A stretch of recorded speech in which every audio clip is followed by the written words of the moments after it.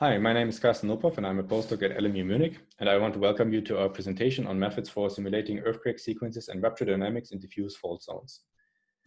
So we are all part of the TEAR project, which stands for Truly Extended Earthquake Rupture, and our main goal of this project is to better understand earthquake physics. And to this end, we want to develop several modeling tools where we want to address different open questions. So in the word cloud in the middle, you see some of the features that our modeling tools should address. So for example, we want to model volumetric failure patterns, ideally without having to distinguish between on-fault and off-fault physics. We want to consider fluids effects, nonlinear rheology, fault networks, and most importantly, we want to address both dynamic rupture, which is short-term, and sequences of earthquakes, which is long-term. All of these methods should be applied to high-performance computing, such that we are able to model complex earthquakes in three-dimensional geometries. On the bottom, you see the pictures of us, and because this presentation is virtual, we want to take the opportunity and hold this presentation together. And with this, I want to hand over to Nicolas. Hello, my name is Nicolas Hayek. I'm a PhD student in the TEAR project at LMU. So in efforts to understand the complex volumetric failure patterns observed in nature and study the mechanics of sleep in a broader context, we developed a novel diffuse faulting approach, a spectral finite element method with a known mesh-aligned embedded diffusive discontinuity for dynamic rupture simulations that we call C2DR. This is for dynamic rupture and wave propagation modeling.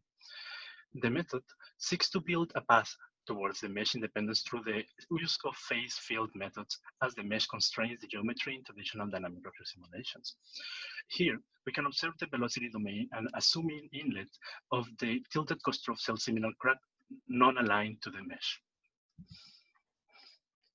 Our method consists of a wave propagator code built using a continuous Galerkin spectral element method through the PETSI toolkit. Our approach uses an explicit Newmark method to solve the elastodynamic equations and update the velocity and displacement field at each quadrature point. The diffusive fault is represented with a sign distance function independent of the mesh and allows the blending of the local elastodynamic stress with the tangential stress constraint arising from the frictional law. We verify our methods with dynamic earthquake ruptures exercises. Our results are compared with a well-established numerical methods sent to the back by SCEC benchmarks.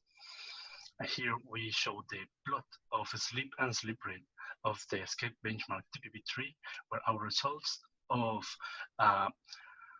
mesh-aligned TPV3 case are compared to results obtained with sent to the back.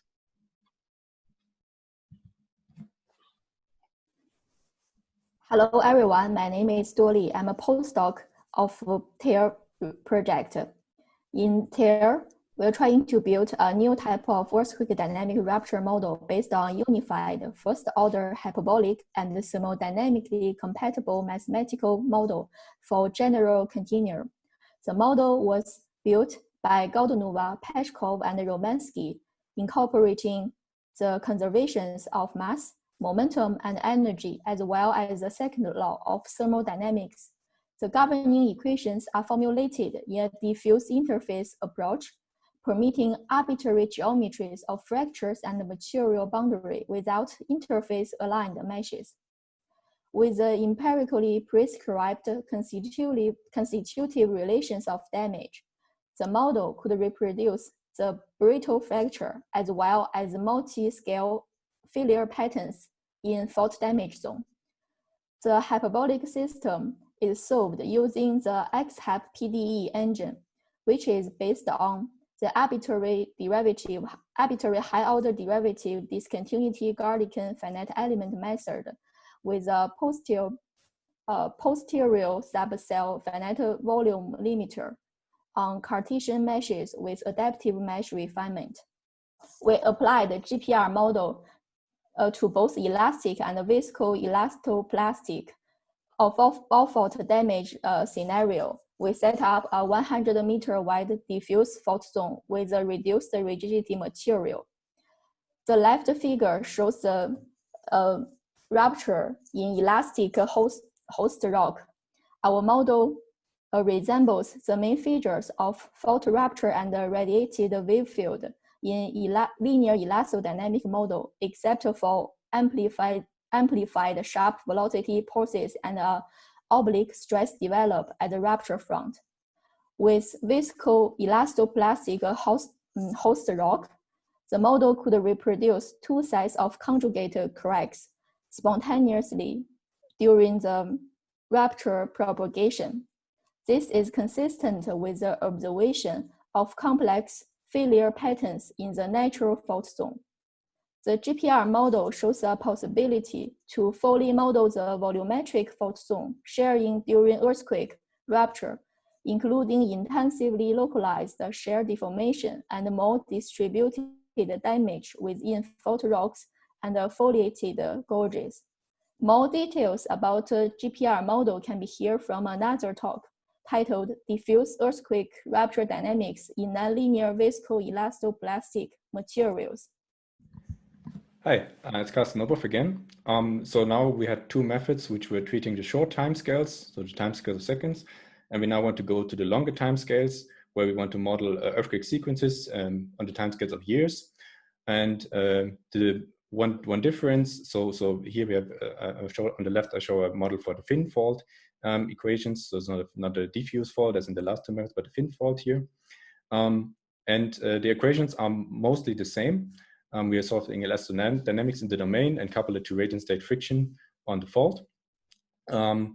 But in order to model the longer timescales, we adopt the so-called quasi-dynamic approach, where you drop the inertia terms and the elastodynamic equation and add this eta vi term. For this kind of problems, we're developing a high-order discontinuous Galerkin method, so the symmetric interior penalty Galerkin method. And we think that high order is very beneficial because it decreases you need less degrees of freedom in order to get the same error. So in the bottom left, we had a test for an elastostatic problem, which is limited to first order convergence in theory. So we cannot benefit from spectral convergence here, but you can see that we still need less degrees of freedom for higher polynomial degrees to get a lower error. And another advantage is for the discontinuous Galerkin method that we can use unstructured simplex meshes, which allows us to statically refine close to the fault and add resolution where it's necessary and be coarse at other positions. The project is open source and it's already developed on GitHub, so you can visit our repository. We applied this code to the CSBP1 benchmark. So on the plot, you see a long-term sequence at a receiver buried at 7.5 kilometers. So the benchmark and the reference solution are described in the Ericsson et al. Paper, linked at the bottom. And in our case, we show two simulations with P5 triangles, so polynomial degree 5. The blue one is with a 500-meter resolution, and the green one with a 200-meter resolution. And we see that for both, we get a very good match in slip rate already, even for the 500-meter resolution. But for the timing, the 500-meter resolution is a bit off, as you can see at the zoom in on the right. So it's far off in timing. But the fine resolution with 200 meter, it matches the reference solution pretty closely. And we think that this resolution is also quite coarse because the recommended cell size for this benchmark is 25 meters.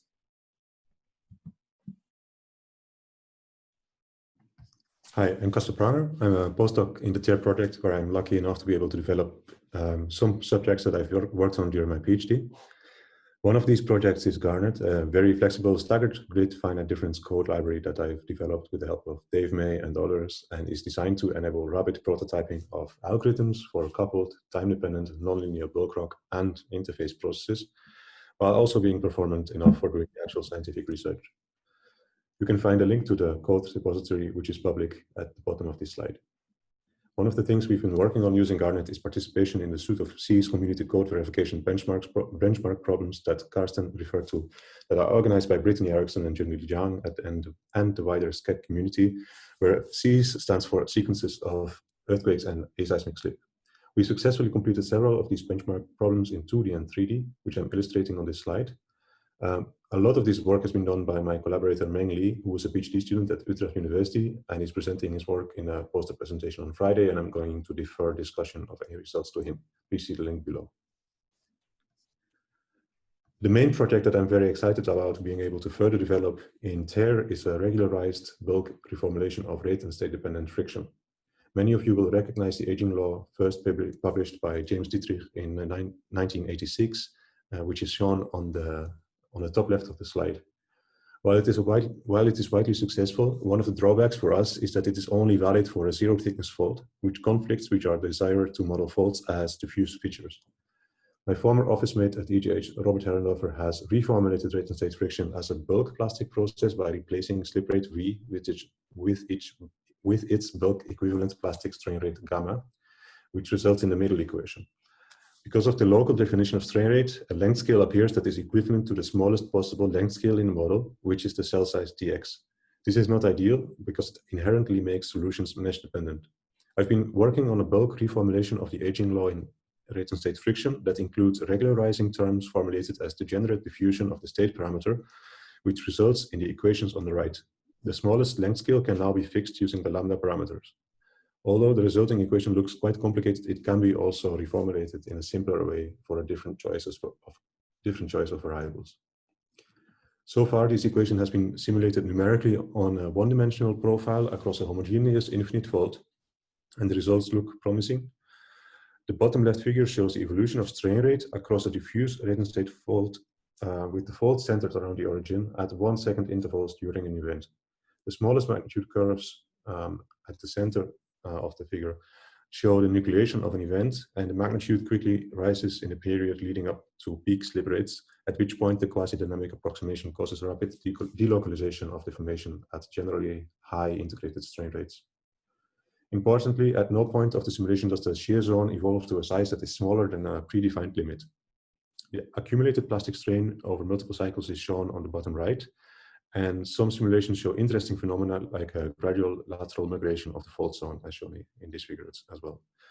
I'm hoping to model the regularized set of equations in 2D and 3D in the near future in the TARE project. My name is Gabriel. I'm the PI of the TARE project, which is funded as an ERC starting grant.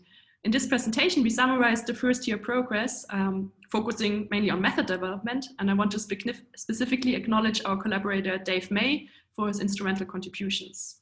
We aim to develop open source methods for volumetric earthquake modeling using high performance computing and also enabling the usage of supercomputers to a broad range of applications for the community.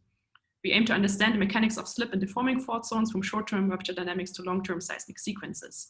We summarized first two novel diffuse faulting approaches for the co-seismic timescales, so nonlinear dynamic rupture processes, spectral finite element method with a non-mesh-aligned embedded diffuse discontinuity, and a unified first-order hyperbolic model, a very different set of PDEs that incorporates finite strain elastoviscoplasticity.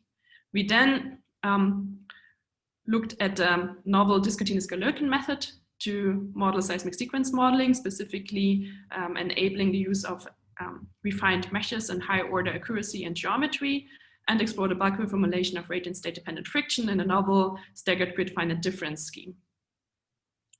We will now apply these modeling techniques to capture the multi-scale and volumetric processes of how faults slip, integrated with observations from induced seismicity in shear reservoirs to megathrust earthquakes and subduction zones, and multiphysics observed in laboratory experiments to dense geodetic and seismological fault zone observations.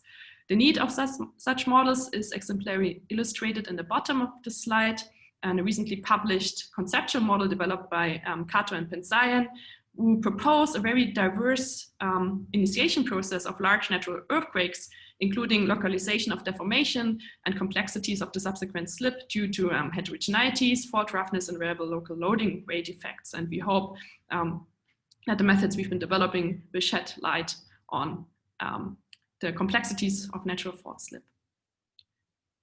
And with this, we would like to thank you for listening to our joint presentation, and hope you will visit the TARE website, which is linked on the slides, for more information and all the associated other talks and posters.